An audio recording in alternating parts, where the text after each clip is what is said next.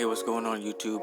Today we're going to be taking a pair of all-white Converse All-Stars and we're going to be turning them into a pair of Sonic the Hedgehog Superstar Customs. First thing that you're going to want to do is take the laces out of your shoes. Next we're going to tape up the eyelets around the shoes and we're going to take a X-Acto knife to cut around the eyelets to make sure that we're just covering the eyelets and not the mesh of the shoe. I put some shoe trees in these shoes just to give it some rigidness while I'm working on them. And next thing we're going to do is we're going to tape off the actual All-Star logo onto the shoes once we're done taping off the eyelets. And then also you're going to take your X-Acto knife and you're going to cut around that to make sure that that's the only thing that's covered up as well. After taping up the logo, you're going to want to grab your tape and tape up the toe box as well as the outsoles of the shoes. After you're getting the soles taped up and everything taped up around the shoe that needs to be taped up, you can start airbrushing. The color I'm going to be using today is Concrete Gray from Jacquard Airbrush Paints. This stuff is ready to spray in an airbrush gun right out of the bottle with no additives. Then you just heat set it to make sure that it doesn't come off of the fabric that you paint. The Jacquard airbrush line is pretty good. It actually works very well with the airbrush setup.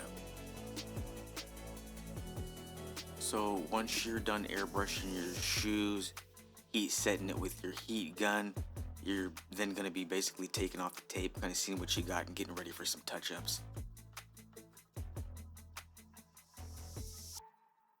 For the touch-ups on this shoe, basically what we're going to be doing is using the same airbrush paint, but we're going to be using it with a paintbrush, and we're going to be getting right around the line around the sole on the edge of the part of the shoe, and then we're going to be getting around the eyelets on any areas that the airbrush didn't get.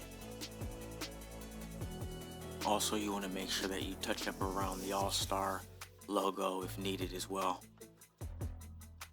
As you can see, if you take your time and make sure you pay attention to what you're doing, you can get close to factory results.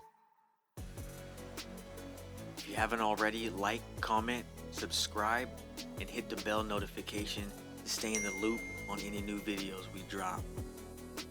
I'll leave a link in the description for the Sonic the Hedgehog decal.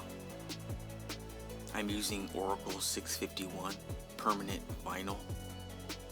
This is going to make sure that you get pretty good adhesion on the fabric that you airbrushed. Heating up the decal tightens it up a little bit.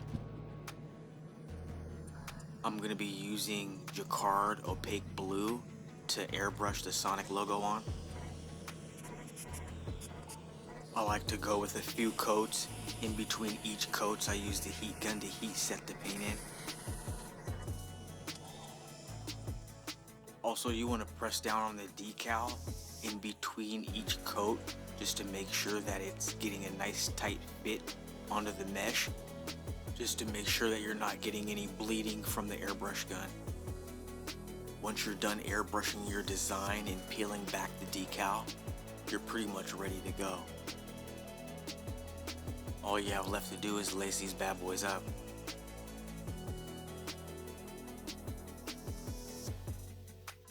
As you can see, if you take your time and you have the proper tools, you can get close to factory results every time. If you haven't already, like, comment, and subscribe. It would tremendously help my channel on my journey to 1,000 subscribers. I'm going to leave a link in the description if you're interested in checking a pair of these out for yourself. SneakerVinyl.com